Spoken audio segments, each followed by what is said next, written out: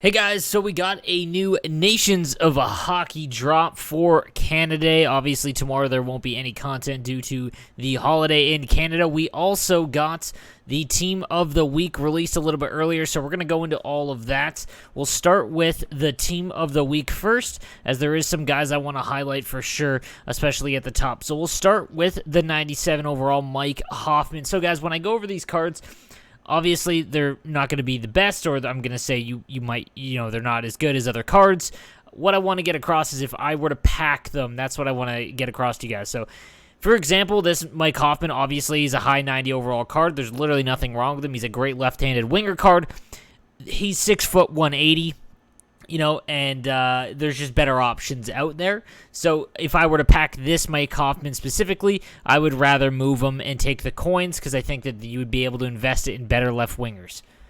Then we've got the 96 overall Ryan Getzlaf.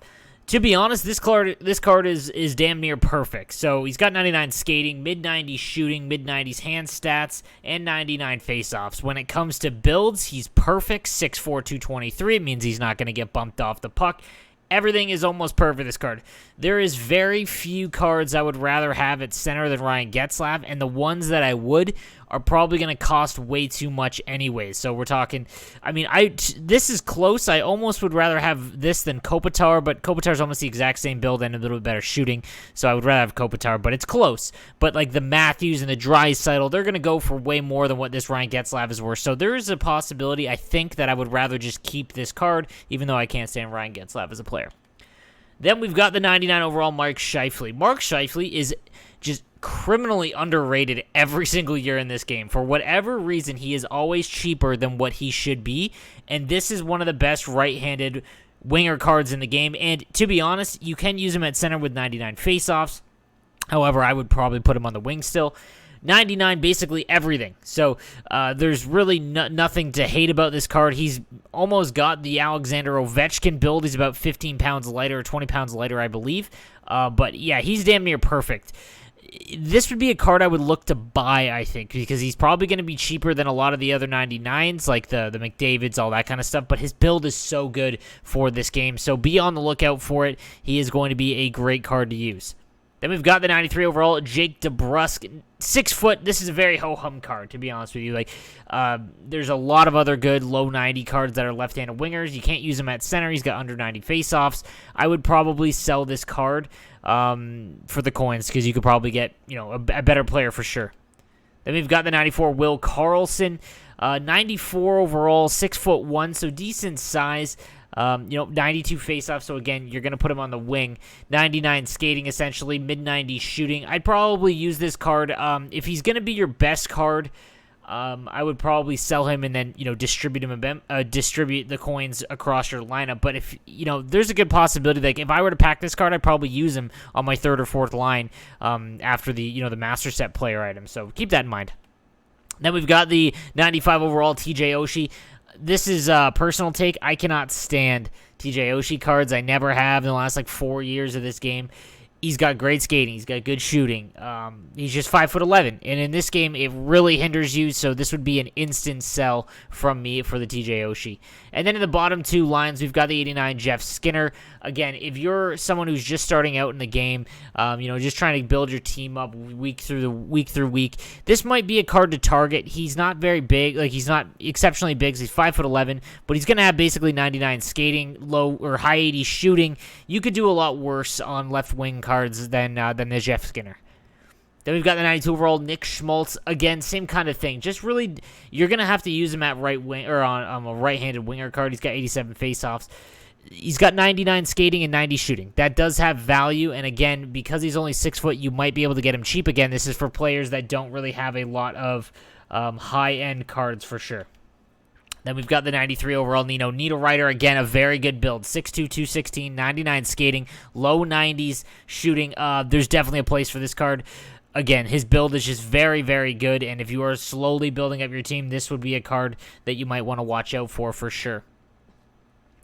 And then, that would be the forward group. On defense, we've got the 95 overall Darnell Nurse. This is a great card on defense, especially if you're trying to bridge that gap between low 90s and then master set cards. 6'4", 221. Like, if you can't afford the 97 Bowmeister, this would be a really good option for sure. Just he's big, fast, and he's got a decent shot. That's all you want in your defenseman in NHL 20. Not much else you can say.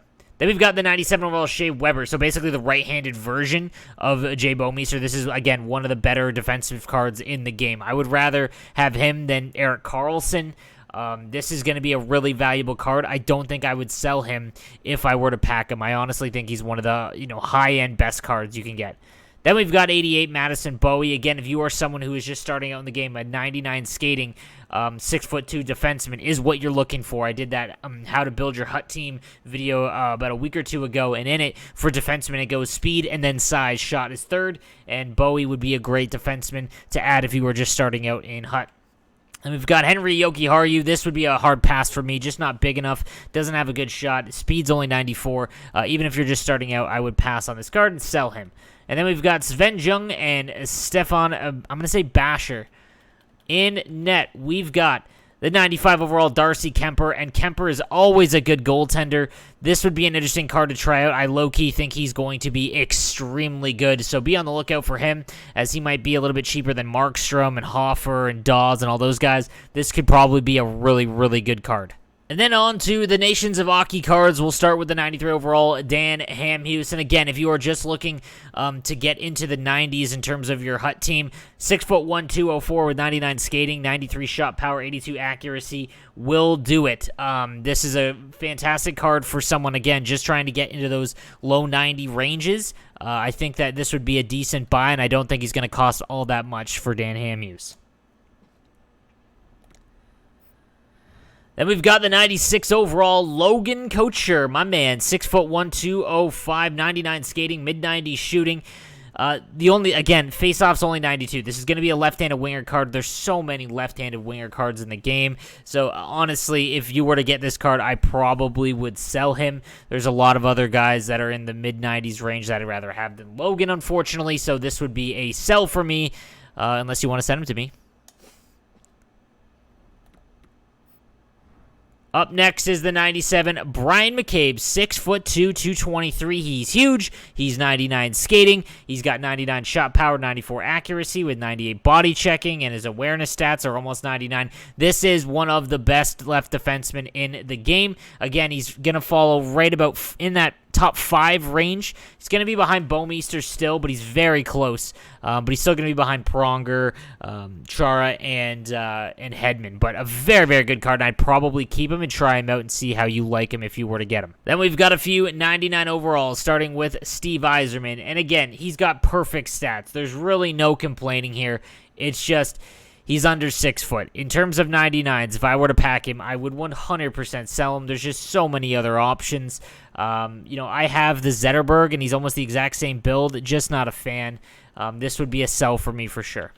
Then we've got the 99 overall Joe Sakic. You could literally just copy and paste exactly what I just said. If you are investing in this card, or you are someone who packed it, there's just so much more value in other cards than these two for NHL 20 specifically. And then lastly, we've got Claude Giroux. And again, guys, it is just exactly the same. These 399s, unfortunately, while they're going to do fantastic for you because their attributes are perfect, it's just when you line them up against other 99 overall cards, there's just far better options. So again, these three, unfortunately, if I were to pack them, I would sell them just, again, based on size. And again, something I've said a number of times, but I hope that, next year we see a big change in progression and size and whatnot. So guys, that is going to do it for today's content. Let me know what you think in the comments section down below, and please subscribe to the channel, guys. Daily NHL content. I'm not going anywhere, and I will see you guys tomorrow.